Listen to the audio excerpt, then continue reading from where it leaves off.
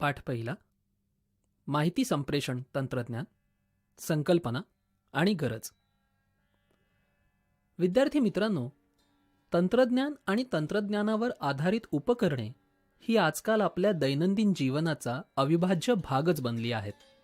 सकाळी जागे झाल्यापासून ते रात्री झोपेपर्यंत मोबाईल फोन्स, डिश टीव्ही किंवा cable TV, iPad, tablet, PC, laptop व desktop computers, interactive displays, electronic advertisement banners, FM radio, internet radio यासारखी साधने आपल्यावर माहितीचा म्हणजे इन्फॉर्मेशनचा अक्षरशः भडीमार करीत असतात.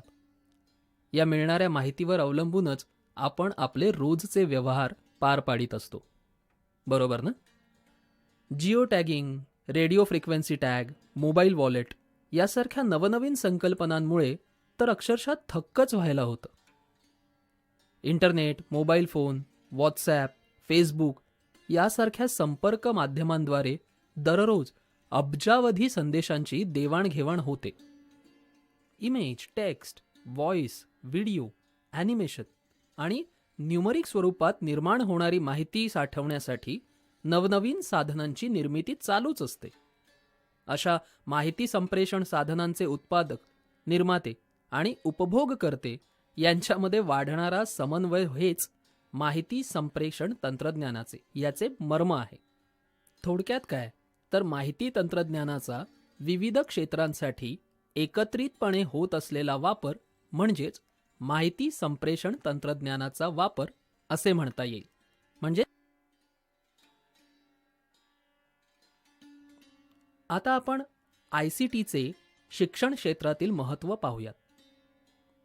नव्याने उपलब्ध होणाऱ्या तंत्रज्ञानाचा वापर इतर क्षेत्रांप्रमाणेच शिक्षण क्षेत्रातही घडून आलेला आहे. या नवीन तंत्रज्ञानाचा वापर शिक्षण क्षेत्रात 4 उद्दिष्टे साध्य करण्यासाठी करता येतो. ती पुढीलप्रमाणे: 1. शिक्षणाच्या संधी किंवा साधने दूरवर पोहोचवणे. 2. दर्जात्मक मूल्यवर्धन, क्वालिटेटिव्ह नॉलेज एन्हान्समेंट. 3. निरंतर नवनवीन गोष्टी शिकणे. 4. औपचारिक पद्धतीप्रमाणेच अनौपचारिकरित्याही शिक्षणाच्या संधी सर्वांना उपलब्ध करून देणे. Formal and informal education. विद्यार्थी मित्रांनो, ही उद्दिष्टे साध्य करण्यासाठी काही प्रमुख बाबींवर लक्ष केंद्रित करणे आवश्यक आहे. भौतिक, भौगोलिक अडथळ्यांवर मात करून विद्यार्थ्यांच्या सोयीच्या वेळी आणि सोयीच्या ठिकाणी शिक्षणाची साधने पोहोचवणे ICTमुळे सहज शक्य झाले आहे. सर्वोत्तम शिक्षकांकडून ज्ञान प्राप्त करून घेणे हे दूरदूरच्या प्रदेशातील विद्यार्थ्यांना इंटरनेट व दळणवळणाच्या तंत्रज्ञानामधील प्रगतीमुळे सहज शक्य झाले आहे. दर 4 वर्षांनी जगातील एकूण माहिती दुप्पट होते. केवळ ICTच्या वापरामुळे निरंतर वाढत जाणाऱ्या माहितीचे व्यवस्थापन करता येणे शक्य झाले आहे. जर ही माहिती आपण वेळोवेळी घेत राहिलो नाही, म्हणजेच अद्ययावत राहिलो नाही, तर आपले ज्ञान कालबाह्य होण्याची शक्यता असते. विद्यार्थी मित्रांनो, आता आपण दैनंदिन जीवनात ICTचा वापर पाहणार आहोत. 1. व्यवसाय आणि उद्योग. 30 ते 35 वर्षापूर्वी व्यवसायामधील रोजच्या रोज हिशेब ठेवणे ही मोठी कठीण गोष्ट मानली जात असे. केवळ जमा झालेल्या माहितीवर प्रक्रिया करणे हेच कठीण काम गणले जात असे. त्या माहितीवर पुनःप्रक्रिया व विश्लेषण याची तर अवघड कामातच गणना होत असे. माहिती संप्रेषण तंत्रज्ञानाच्या वाढत्या वापरामुळे हिशेब, ताळेबंद, इन्व्हेंटरी, प्रक्रिया नियंत्रण, लेखापरीक्षण, गुंतवणुकीचे विश्लेषण इत्यादी बाबी अत्यंत सहज साध्य झाल्या आहेत. औद्योगिक तंत्रज्ञानात तर उत्पादनासाठी आणि ज्या ठिकाणी मानवी कार्यकुशलतेपेक्षा जास्त कार्यकुशलतेची अपेक्षा आहे अशा क्षेत्रांमध्ये यंत्रमानवाचा उपयोग मोठ्या प्रमाणात केला जात आहे. मेडिकल, किराणा दुकानदारापासून ते हॉटेलपर्यंत या सर्व गोष्टी संगणकाद्वारे होतात. 2. घरगुती उपयोग. गुगल हा तर आधुनिक युगाचा मंत्रच बनला आहे. या अनोख्या सर्च इंजिनच्या सहाय्याने आपण कुठल्याही विषयावरील माहिती क्षणार्धात शोधून काढतो. तसेच ऑनलाईन शॉपिंग, इंटरनेट बँकिंग या सेवांमुळे घरबसल्या खरेदी, त्याचप्रमाणे टेलिफोन, वीज bill, income tax, property tax, नाटक, सिनेमाची तिकिटे या घरगुती गोष्टी देखील आपण संगणक व इंटरनेटद्वारा सहज करतो. 3. शिक्षण आणि प्रशिक्षण. शिक्षण क्षेत्रात ICTचा वापर या पाठात उल्लेख केल्याप्रमाणे दूर अंतरावरील विद्यार्थी उत्तमोत्तम शिक्षकांकडून प्रशिक्षण प्राप्त करून घेतात.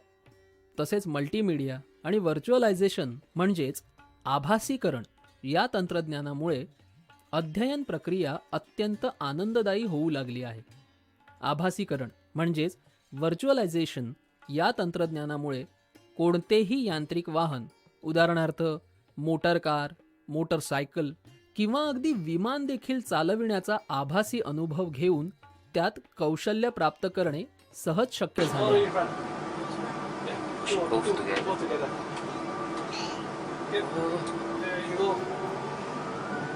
Okay, can you use the hand on the side there? Yeah. So look outside. Look outside in.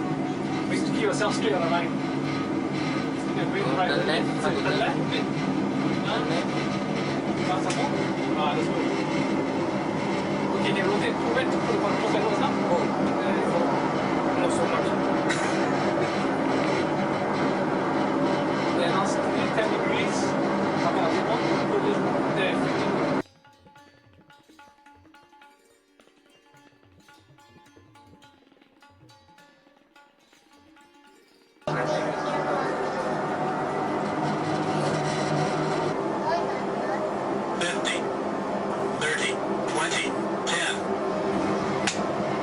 Down. Okay, now do this one backwards. Okay, use the one on the left hand side. Yeah, use it to control the ground. Yeah, do this on the center runway. Very nice.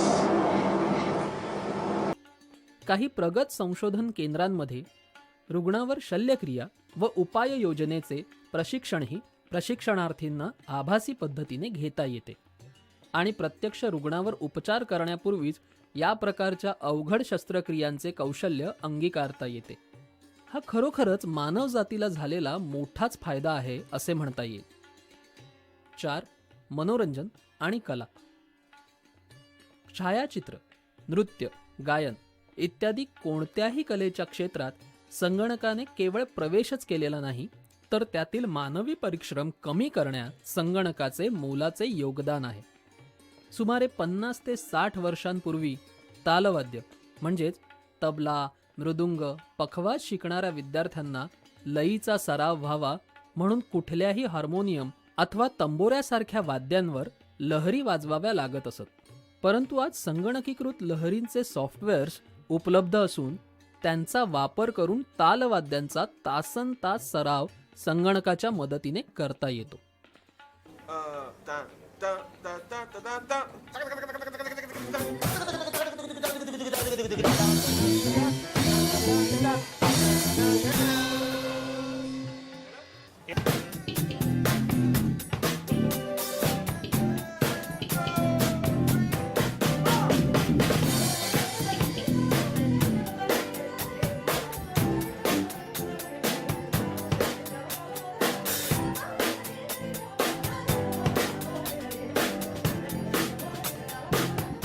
पाच.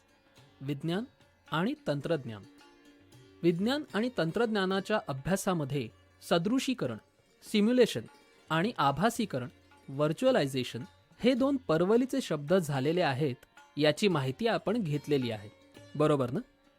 विद्यार्थी मित्रांनो, याबरोबरच केलेल्या प्रयोगांचे निष्कर्ष साठवणे, त्यांचे analysis करणे म्हणजेच निष्कर्ष व निष्कर्षावरून अनुमान ठरवण्यासाठी संशोधकाला मदत करणे ही कामे केवळ संगणकशास्त्राच्या प्रगतीमुळे आणि त्याबरोबर उपलब्ध झालेल्या RDBMS म्हणजेच रिलेशनल डाटाबेस मॅनेजमेंट सिस्टीम या तंत्रज्ञानामुळे सहज शक्य बनली आहे. विद्यार्थी मित्रांनो, आता आपण माहिती संप्रेषण तंत्रज्ञानाचे फायदे पाहूयात. 1.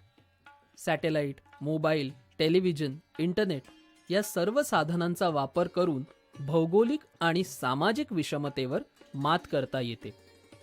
शैक्षणिक माहिती दूरवर पोहोचविणे ICTच्या वापराने सहज शक्य झाले आहे. 2. संपूर्ण जगभरातील तज्ज्ञ शिक्षकांच्या एकत्रित ज्ञानसंपदेच्या सामर्थ्यामुळे अध्ययन प्रक्रियेची कार्यक्षमता आणि दर्जा निश्चितच वाढत आहे. 3.